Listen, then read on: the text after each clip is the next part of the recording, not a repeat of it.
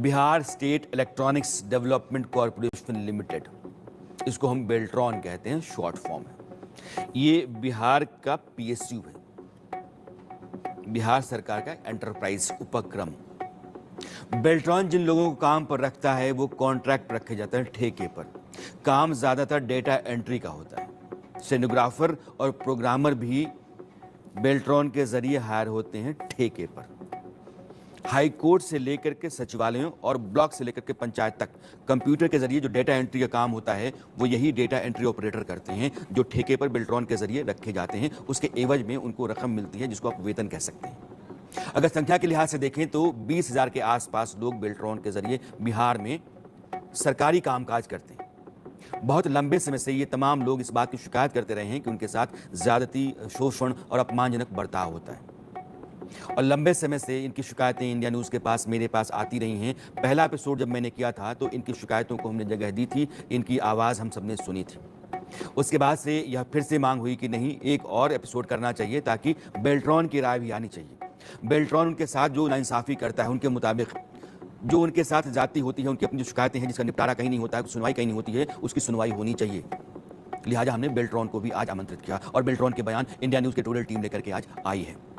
Patna bureau के जरिए हम यह पड़ताल लगातार करते रहे कि 20,000 परिवारों की आवाज़ जो हमने रखी है उसकी असलियत क्या है, उसको समझ करके हम दर्शकों के सामने रखें, और बेल्ट्रॉन तमाम तरह की शिकायतों और सवालों का जो जवाब दे रहा है वो क्या है।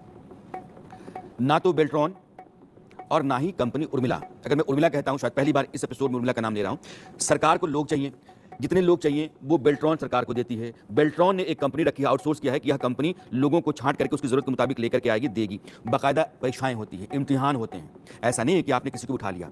तो जैसे सरकारी नौकरियों में एग्जाम दिया जाता है, आप एग्जाम देते हैं, इंटरव्यू देते हैं, आप उसके बाद सेलेक्ट होते हैं, फिर आप जाते हैं। ठेके का काम जरूर है लेकिन आपके सिलेक्शन का प्रोसेस सरकारी है। तो उर्मिला जो है लोगों को बेल्ट्रॉन को देती है, बेल्ट्रॉन फिर सरकार के अलग विभागों में इनको काम देता है, और ठेके पर इनको वेतन जो मिलता है उसमें जीएसटी कटता है, उसमें सर्विस टैक्स कटता है। तो इनकी शिकायत ये है कि सर्विस टैक्स के नाम पर 500 आपने काट लिया, फिर आपने जीएसटी भी काट ली, तो एक बड़ी रकम काटते हैं। इसलिए जितने सवाल इनके रहे हैं उन सभी सवालों को लेकर के हम फिर आज हाजिर हुए ऑपरेशन बेल्ट्रॉन पार्ट 2 लेकर के, ताकि बार बार की आपकी शिकायतें हैं, आपके मेल, मैसेजेस, ट्वीट्स, उनका जवाब मिलना चाहिए। हम चाहते हैं कि आपके हक में एक व्यवस्था वहां बने और सरकार आपकी सुने। उर्मिला जैसी कंपनियां बीच में क्यों आती हैं, अपने आप में सवाल है। उर्मिला के जरिए आपको वेतन क्यों दिया जाएगा, ये अपने आप में सवाल है। बेल्ट्रॉन सीधे आपसे संपर्क में क्यों नहीं रही, यह सवाल है।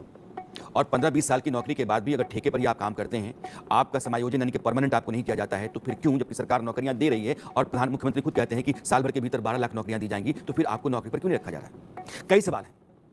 बेल्ट्रॉन के कर्मचारियों की सैलरी का समय पर नहीं आना।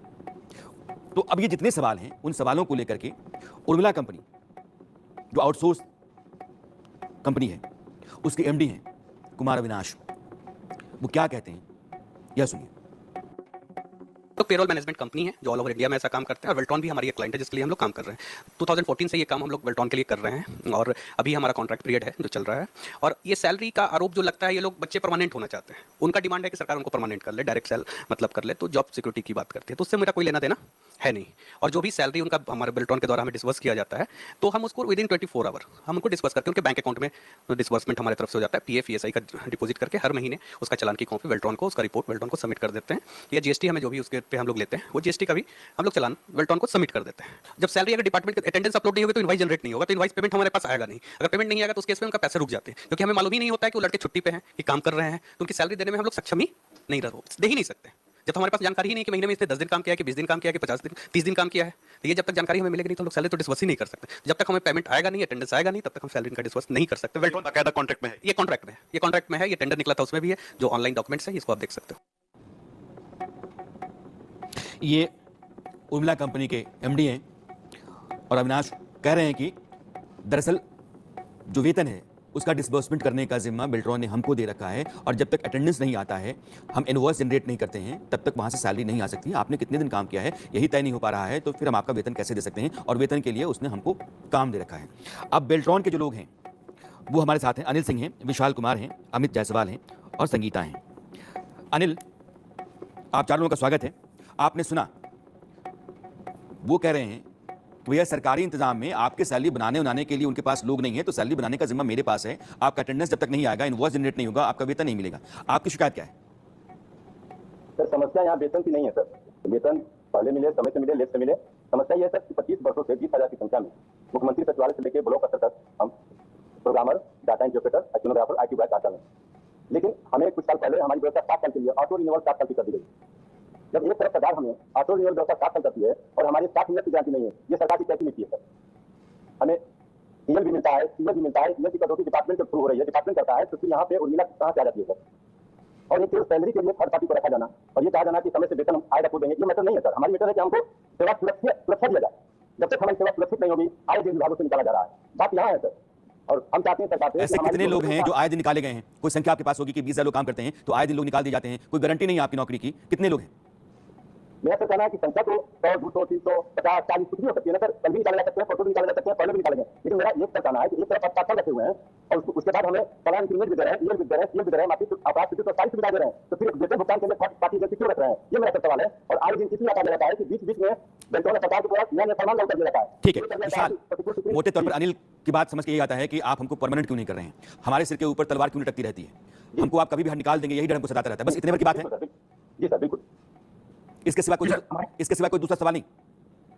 सवाल तो सर बहुत आता है। सवाल ये है कि सर अगर हम एक तरफ बात कर रहे हैं, हम लगातार सरकार के लिए काम करते हैं, तो वो टाइम पे काम करते हैं। हमारे देश में टाइपराइटर जो काम करते थे पहले, उससे हम डाटा इंटरप्रेटर आ गए, प्रोग्रामर आ गए, एक्टिनोग्राफर आ गए। नहीं अनिल, मेरा सवाल विशाल से था। विशाल, आपको मेरी आवाज आ रही है?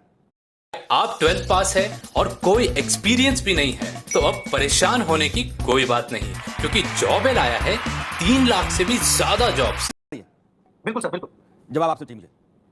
सर जो अनिल जी ने कहा वो सच्चाई यही है कि जो हम पिछले 25 सालों से बिहार सरकार के सभी कार्यालयों में बहुत महत्वपूर्ण काम कर रहे हैं और लगभग जो हमारा काम है वो सरकार के लिए बहुत इंपॉर्टेंट मायने रखता है, लेकिन फिर भी आज एक ठेका मजदूरी के तहत हमसे काम लिया जाता है, जबकि सरकार और पूरा देश इस चीज के लिए इतना आगे बढ़ चुका है कि आज आप डायरेक्ट कॉन्ट्रैक्ट पे लेकर के कंपनी से काम करा रहे हैं, तो ये हम लोग के लिए बहुत बड़ा एक समस्या बन रखा है सर। 20-25 हजार लोग हम लोग काम कर रहे हैं और हमारा पूरा परिवार बेल्ट्रॉन के माध्यम से ये जो काम है उस पर चलता है, लेकिन समस्या ये कि जॉब सिक्योरिटी नहीं। आज अगर हम एजेंसी के माध्यम से काम कर रहे हैं, कहीं भी अगर हमारी कोई समस्या होती है तो हमें तुरंत वापस कर दिया जाता है, तो हमारा सर पूरा जीवन जो है सरकार को दिया हुआ सब नष्ट हो जाता है, बेकार हो जाता है। और आज एजेंसी पॉलिसी की वजह से हमारा जॉब सिक्योरिटी नहीं मिल रहा है, जिसको लेकर के हम परेशान हैं और हमने अपने स्तर से सरकार के सभी पटल पे हमने अपनी बात रखी। अमित जायसवाल, मसला बस इतना ही है कि परमानेंट नहीं किया जा रहा है। बिल्कुल, मैं आपके चैनल के माध्यम से मैं भी बस एक ही बात कहना चाहूंगा सर, हमारा बस एक ही मसला है, सेवा समायोजन। पिछले सर 25 सालों से जो हम लोग काम कर रहे हैं सर, 1 साल 2 साल करके सर हम लोग नहीं बैठे हुए हैं सर। इतने साल काम करने के बाद सर सबका उम्र खत्म हो गया, हम लोग किसी और प्रतियोगिता परीक्षा की ना तैयारी कर सकते हैं ना इसमें बैठ सकते हैं। तो सर जब सरकार के महत्वपूर्ण विभागों में एक अस्थायी कर्मचारी की तरह हम लोग 10 से 5 या छुट्टी के दिन में या 5 बजे के बाद 10 बजे से पहले हम लोग जाते हैं और जो भी एक्शन होता है या जो भी रिएक्शन होता है सरकारी कर्मचारी की तरह ही हम लोग पर होता है। बाकी हम इस तरह से क्यों सोतेला व्यवहार हम लोग साथ किया जा रहा है सर? आपके चैनल के माध्यम से हमारी सरकार से बस एक ही मांग है सर, सेवा समायोजन। अब आप लोगों से एक सवाल मैं करूंगा, मुझे जवाब चाहिए। बिल्कुल सर। उर्मिला के जरिए आपको वेतन समय पर आ जाता है, वेतन के आने, उर्मिला के वेतन में घुसने से आपको कोई दिक्कत नहीं है? उर्मिला को सर, उर्मिला की से बहुत दिक्कत है सर, क्योंकि सर बेल्ट्रॉन एक मानक इकाई है सर, पेमेंट का सिस्टम इतना दयनीय है। बेल्ट्रॉन पेमेंट करती है उर्मिला को सर, उर्मिला बिल बना के देती है बेल्ट्रॉन को, फिर बेल्ट्रॉन क्या करती है, उर्मिला को पेमेंट करती है, फिर उर्मिला हमको देती है। मतलब सोचिए सर, अगर एक पेमेंट। मैं अगला सवाल करूं आपसे, ठीक है? जो बेल्ट्रॉन में इनहैंस सैलरी आपकी आती है, उसमें जो कटौती होती है, उस पर अविनाश क्या कहते हैं, जो उर्मिला के एमडी हैं? सुन लेते हैं, फिर आते हैं आपके पास। देखिए किसी भी सैलरी में आप भी कॉर्पोरेट में काम कर रहे हैं तो आपका भी पीएफ, ईएसआई, टीडीएस डिडक्शन होता है, तो वो सारे गवर्नमेंट के कंप्लायंस है जो डिडक्शन होना ही है। और उसके बाद आपका सीटीसी होता है, कॉस्ट टू कंपनी होता है, या कॉस्ट टू बेल्ट्रॉन होगा या कॉस्ट टू गवर्नमेंट होगा। गवर्नमेंट में भी काम करेंगे तो आपका जीपीएफ कटता है, आपका टीडीएस कटता है, तो ये कटता है। और चूंकि यहाँ पे कंपनी के थ्रू ये काम हो रहा है, गवर्नमेंट बेल्ट्रॉन एक पीएसयू है, तो पीएसयू पे जीएसटी लागू होता है। ये अर्ध सरकारी संस्थान है और बेल्ट्रॉन के थ्रू अगर ये लोग सैलरी दे रहे हैं, इसलिए जीएसटी उन पर 18% एक्स्ट्रा लगता है। बाकी कोई ऐसा टैक्सेशन नहीं है जो नहीं लगता, इसलिए वो डिफरेंस दिखता है कि उनको 15-20% पैसे कम मिल रहे हैं। और बेल्ट्रॉन का जो सर्विस चार्ज है वो 550 रुपये है, और बेल्ट्रॉन मुझे जो कॉन्ट्रैक्ट दे वो 156 रुपये मात्र मुझे एक महीने के पेरोल मैनेज करने के लिए एक बच्चों का देता है। ये हमारा सर्विस चार्ज है। तो हमारे और बेल्ट्रॉन के पास कोई बहुत बड़ा पैसा नहीं आता है इसमें से। बाकी जो भी पीएफ को जाता है, ईएसआई को जाता है और जीएसटी को जाता है, या इनकम टैक्स डिपार्टमेंट टीडीएस को जाता है। आपने सुना कहना कि पैसा जाता है पीएफ को, पैसा जाता है जीएसटी को, पैसा मेरे पास तो 156 रुपये पेरोल बनाने के लिए एक आदमी के लिए मिलता है। तो अब प्रॉब्लम कहाँ है? हो सकता है कि सरकार कहे कि मेरे पास 20,000 लोगों का पेरोल बनाने के लिए स्टाफ नहीं है, मेरे पास संसाधन नहीं है, तो चलो भैया तुमको 156 रुपये पर आदमी देते हैं, आप ले लो, आप पेरोल बना दो। संगीता, क्या दिक्कत है? हेलो, हाँ बोलिए। सर दिक्कत यही है कि अगर हमको 156 रुपया ही मिलती है तो फिर हमारा ये पैसा सर जा कहाँ रहा है? हमारा वेतन 42,000 का बनता है और हमारे हाथ में सर 31,000 रुपया आता है, तो ये सारा सब पैसा जा कहाँ रहा है? तो कह तो रहे हैं कि जीएसटी में चला जाता है। सर नहीं सर, कैलकुलेशन मिसमैच है सर। 42,000 का पीएफ में जाता है, जीएसटी में जाता है, ईएसआई में जाता है। सर हम लोगों को ईएसआई का लाभ नहीं मिल रहा है सर। ईएसआई के लाभ से हम लोग वंचित हो गए, सिर्फ हमारा ईपीएफ कट रहा है। और सर बड़ी बात ये है कि 2007 में हमारी बहाली हुई, और सर इतने वर्ष हो जाने के बाद भी जिस समय हमारी बहाली हुई थी तो हमारे इकरारनामा में लिखा हुआ था कि हम लोग संविदा कर्मी हैं, और इतने वर्ष सेवा देने के बाद ये 15-16 में हम लोगों का आउटसोर्स लिखा हुआ आ रहा है कि हम लोग आउटसोर्स हो गए। पहले तो सर जब हमारे 7 में ज्वाइनिंग हुई थी उस समय ये संविदा कोई सवाल ही, ये आउटसोर्स कोई बात ही नहीं थी, और अब ये संविदा भी खत्म हो गया, हम लोग आउटसोर्स हो गए। तो सर हम सरकार को आपके माध्यम से यही सूचना देना चाह रहे हैं कि सर इतने वर्षों का सेवा काल उनका क्या यही इनाम है कि हम लोगों को आउटसोर्स मिला? हम तो सरकार से डिमांड करते हैं, अनुरोध करते हैं जी कि सर हमारे सेवा को अमित आप बताएं। ठीक है, जी सर, संगीता मैं आता हूं आपके पास।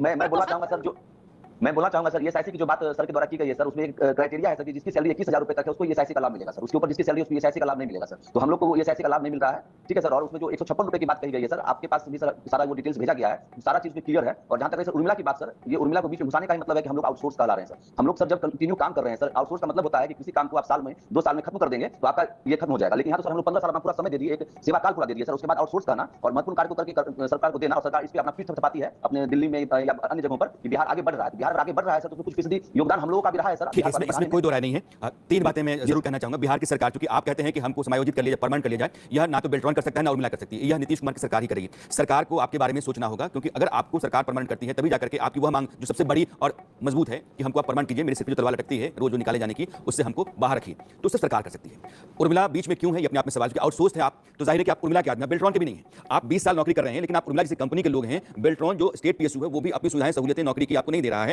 आपको बाहर से माना हुआ रख रहा है। ये एक मसला है जिसको खत्म किया जाना चाहिए, उर्मिला को नहीं बल्कि बेल्ट्रॉन के जरिए आपको होना चाहिए, और बेल्ट्रॉन ही आपकी सैलरी बनाए, बेल्ट्रॉन ही आपकी देखरेख करे, ये एक वाजिब सवाल है। तो इन दोनों को लेकर के एक और बहस हो सकती है, आपकी मांग के साथ हम खड़ा हो सकते हैं, और आपकी सैलरी में जो ब्रेकअप्स हैं वो ब्रेकअप्स वाजिब हैं नहीं है, उसको लेकर के भी एक चर्चा हो सकती है। तो फिर एक बार हम मिलेंगे और बिहार की सरकार के सामने बेल्ट्रॉन के जो 20,000 कर्मचारी हैं, इनकी मांग, इनके तर्क और इनके परमानेंट किए जाने के आधार, या फिर उर्मिला को बाहर निकाले जाने का कारण, जितना कुछ हो सकता है फिर से एक बार आपके सामने लाने और उस पर चर्चा करने की कोशिश करेंगे। तब तक के लिए आप हमको दीजिए विदा। विशाल भैया, आधार सेंटर से कैसी कमाई हो रही है? अरे बढ़िया चल रहा है, अभी 2 लड़के और लगा दिए। मैं तो कह रहा